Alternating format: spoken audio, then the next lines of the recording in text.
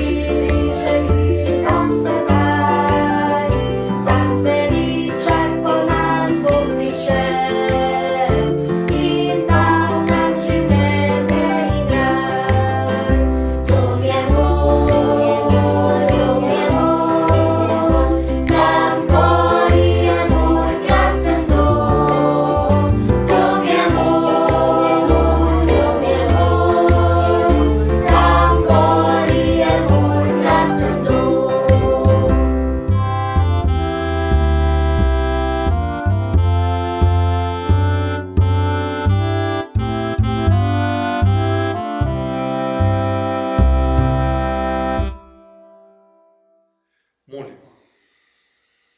Dragi nebeški Oče, res smo veseli, da se lahko srečamo v soboto ob takem sončku s teboj.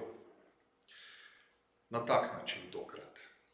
Hvaležni smo za mir, ki ga imamo. Hvaležni smo, da te lahko slavimo in hvalimo in skupaj razmišljamo o našem končnem cilju, o domu, ki ga ti pripravljaš za nas in verjamemo, da bo ta neverjeten. Želimo si biti tam s teboj, tudi z drugimi brati, sestrami, prijatelji, družino. Prosimo, da nas ti tem vodiš in prosimo, da nas tudi danes blagosloviš, ko ti služimo. Hvala ti za to. Amen. Duhovno sporočilo pa je za nas pripravila Eleonora. Izvoliš.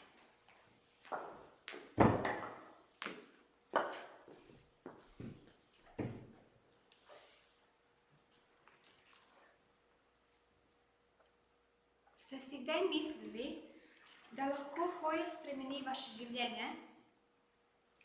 Hoja po vrtu je spremenila življenje Adama in Evi.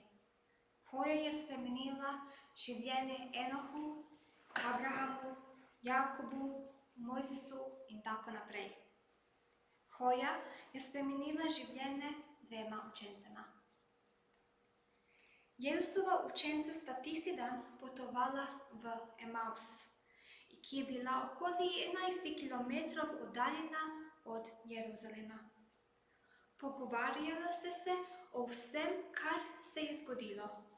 In medtem, ko sta se pogovarjala in razmišljala, je k njima pristopil Jezus in šel z njima. Tako sta bila vpeta v svoj pogovor, da se nista zavedela, da nista več sama. Na njuni poti se jima je pridružil tujec. Ona dva pa nanj nista bila manjši pozorna. Za judovske popotnike ni bilo nič nenavadnega, da se je manjši družbi na poti pridružil tujec. Še posebej, če je šlo za kakšnega romarja, ki se je s praznovanja Pashe vračal domov. In za učenca je bil to zgolj še en popotnik. Če želite slediti opisu, odprite Svetopismo v Luki 24, poglavje 16. vrstica. Piše: njune oči pa so bile zastrte, da ga nista spoznala. Videti je, da je bilo učencema preprečeno, da bi prepoznala Jezusa. Ste radovedni ali ne? Besedilo ne pravi, njune oči pa so bile zastrte, da ga nista vedela. Piše, da ga nista spoznala. Kako je mogoče, da z nekom preživiš določen čas in ta oseba postane kritično zelo pomembna zate in jo potem ne prepoznaš? Kako to, da njega nista spoznala? Vrste od 17 do 19 piše: rekel jim je: o kakšnih rečeh se pogovarjate med potjo? Žalostna sta obstala in eden izmed njiju, ki mu je bilo ime Kleopa, mu je odgovoril: si ti edini tujec v Jeruzalemu, ki ne ve, kaj se je tam zgodilo te dni? Kaj neki, je rekel. Dajmo se malo ustaviti. Čemu je imel Jezus potrebo zastaviti to vprašanje?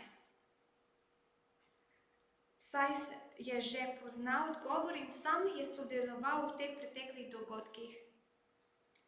Zanimivo se mi zdi, da vsakič, ko Jezus zastavi vprašanje svojim poslušalcem, želi nekaj poudariti. Zato verjamem, da nas Jezus želi naučiti nekaj pomembnega in razjasniti, kaj dejansko iščemo. Odkrijmo, kaj je to. Naprej, dejala sta, kar se je zgodilo z Jezusom Nazarečanom, ki je bil prerok, mogočen v dejanju in besedi pred Bogom in vsem ljudstvom. kako su ga našli veliki sudovniki in poglavarji izročili v smrtno obsodbo in so ga križali. Mi pa smo upali, da je on tisti, ki bo odkupil Izrael. Vrh vsega pa je danes že tretji dan, odkar se je to zgodilo. Vsi iz sebe smo tudi zaradi nekaterih žena in naših vrst, ko so bile zgodaj zjutraj pri grobu in niso našle njegovega telesa, so se vrnile in pripovedovale, da so imele celo videnje angelov, ki so dejali, da živi. Nekateri izmed naših so šli k grobu in so našli vse tako, kako so pripovedovale žene, njega pa niso videli. Osredotočimo se na te vrstice. In on jima je rekel: O nespametna in počasna v srcu, za verovanje vsega, kar so povedali preroki. Mar ni bilo potrebno, da je Mesija to pretrpel in šel v svojo slavo? Tedaj je začel z Mojzesom in vsemi preroki ter jim razlagal, kar je napisal o njem v vseh pismih. Učenci sta še vedno upala, da bo Jezus odrešil Izraela Rimljanov in ustanovil pozemsko kraljestvo. Kljub temu preroškim obljubam niso pričakovala, da bo umrl. Jezus, ki so ga prepoznala oziroma pričakovala, je bil prerok, ki bo odrešil Izraela. To je bilo njuno mesijansko pričakovanje. Njuna vera je temeljila na rečih, ki jih je da vedeti, začuti na določenih dogodkih, čudežnih in dejanjih, ki vodijo v zveličanje. Manjkalo jima je pravo poznavanje pisem. Zaradi svoje žalosti in razočarenja ta sledilca očitno nista verjela, da je Jezus vstal od mrtvih. Namesto da bi Jezus razodel sam sebe in svojo naravo, jo je usmeril na pisma. Pojasnil je, da so starozavetni preroki napovedali smrt in vastajanje njegovih ljubljenega Mesije. Sveto pismo tako učencem kot nama ponuja načela in osnovo za razumevanje Božje volje in načrta. Božji glas je govoril o poučakih in prerokih. V stari in novi zavezi sta razkrita njegovo življenje in namen. Medtem ko sta razmišljala o Jezusovih besedah, sta njuna vera in upanje oživela. Bila sta opomenjena na dane obljube in prorokovanje. Zdaj ste bili njuni srci pripravljeni na to, kar se bo zgodilo, vedeti Kristusa. Učenci sta se spraševala, kdo je ta človek, da njegove besede prodirjajo v njuni srci. A če tudi odprejo njuni srci in oči, še vedno nista mogla videti, da je predmet njunega pogovora ob njiju. Še vedno sta bila slepa. Kaj se njima mora zgoditi, da ga spoznata in vidita? Medtem, ko je skupnica hodila in se pogovarjala, so se približali svojemu cilju. Jezus pa je dal vedeti, da gre naprej. Hodil je dalje, kakor da še ni na cilju. Ona dva pa so se ga povabila v njuj dom, ker sta si želela njegove družbe. Njegova družba ju je navdušila in obnovila njune upe. Jezus svakomu ponuja svobodno odločitev. Pravi rad stopi v domu teh, ki ga iščejo. Gre pa mimo tega, ki je toliko razbrižen, da ga ne prosti, naj ostane. Jezus je edini pravi demokrat, ki sprejeme tvoj glas, če glasuješ za ali proti njemu, in to odločitev spoštuje. Vera mora biti spontan in prostovoljen odziv na Božjo milost. In stopil je, da bi ostal pri njiju. Ko je sledil z njima za mizo, je vzel kruh, blagoslovil ga, razlomil in jima ga je dal. Tedaj so se jima odprle oči in sta ga spoznala. Njun gost je postal njun gostitelj. Jezus je okrepel. Ko se je zahvalil in jima podal kruh, je prevzel vlogo, ki jo ima običajno poglavar družine, kar je tudi bil med svojimi učenci. Lomljenje kruha je najverjetneje namig na Gospodovo večerjo in na čas, ko je Jezus jedel z njimi. Zdaj so se njima odprle oči, zdaj sta dojela in videla svojega zveličarja. Nekaj v njegovem delovanju je probudilo njuni srci, odprele so se jima oči in lahko sta ga spoznala. Morda so bile njegove roke z loknjami dlanih ali pa samo lomljenje kruha, ki je kazalo na lomljenje njegovega telesa, na uničenje njunega upanja. Vem, da sta ga spet prepoznala. Bog je odprl njune oči in lahko sta prepoznala Jezusa. Njuno duhovno življenje oziroma vid je vplival na njuno fizično življenje in vid. Da bi lahko videla, jima je Jezus morda odprl srce oči.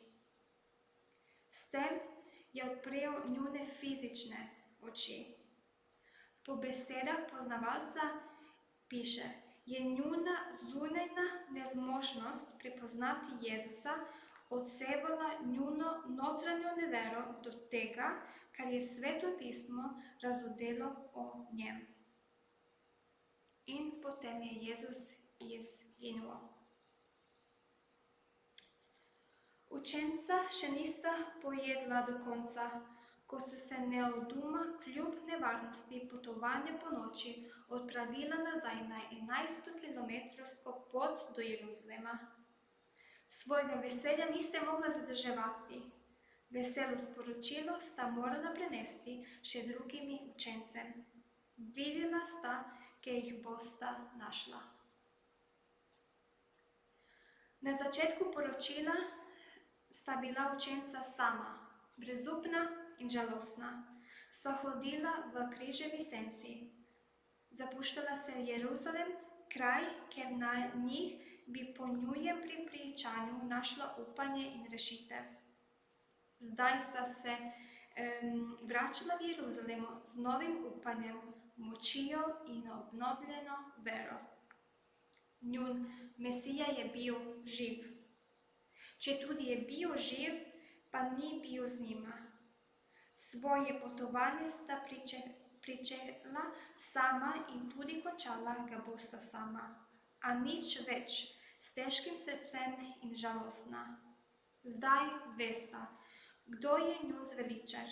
Zdaj lahko hodila sama, ker sta razumela, kaj pomeni hodimo v veri in ne v gledanju. Kristus bi se jima lahko kadarkoli razodel, pa se je odločil, da tega ne naredi. Verjel je namreč, da je treba, da svojo vero utemeljite na pismih in prerokovanjih in ne samo na fizičnih zamenjih. Prišel bo čas, ko ne bo več z njima, ne bo vedno mogel hraniti njunih src s fizično navzočnostjo. Če ga ne moremo videti, ne pomeni, da ga ni ob nas. Velikokrat to pomeni zgolj to, da ga nismo zmožni prepoznati, ker smo zanemarili njegovo besedo ali pa usilili svoj dnevni red, ali pa imamo svoje prepričanje o njegovi naravi in biti, ali pa da se nismo v celoti izročili. Ko izgubimo vid, bi morali čas preživljati v preiskovanju pisem. Na čem temelji moja ili naša je vera? Ali bi lahko ohranili vero, če ne bi vedeli Boga ali čutili njegove navzočnosti? V trenutkih, ko ne vidim ali čutim Božje navzočnosti, se je treba obrniti k Svetem pismu. To me bo usmerilo na resnico. Kar vidite je lahko zavajajoče. Berete lahko sa svoje perspektive in ne vidite resnice, kot se je zgodijo učencema. To je bila njuna perspektiva, vendar ni bila resnica. Nista iskala na pravem kraju, se pa je njuna vera obnovila, ko sta razumela pisma. Brez tega bi bili razočarani, hodili bi v senci križa. V primerjavi evangelij Mateju in Marku ima sklepni dogodek v Jeruzalemu drugačen konec. Ni običajni pojdite in pridobivajte učence, glasi se pojdite in berite besedo. In to je sporočilo za nas. Preden se odpravimo pridobivati učence, moramo brati besedo. To je vir našega življenja. Poročilo Emausu postavlja pred nas dva preprosta odziva. Eden je lahko počasen v srcu za verovanje, ali pa poznati radost teh, katere srce je gorelo v njih. Odločitev je tvoja. Odločitev je vaša. Amen. Molimo. Dragi Oče naš, hvala ti za današnji subotni dan. Hvala ti što si tu z nami i pomozi da razumemo kaj pomeni hodati u Emausu i da to jednostavno gdje prepuštamo cijelo naše življenje tebi. I vodi nas da sve gdje god radimo i gdje budemo čitali da beremo resnicu. Pomozi da razumemo tvoj karakter, tvoju ljubezen i pomozi da uvijek prvo stavimo Sveto pismo da bi to mogli razumeti bolje. Sve te to molim i za prisustvo Svetoga Duha u našem življenju. U ime Otca, Sina i Svetoga Duha. Amen.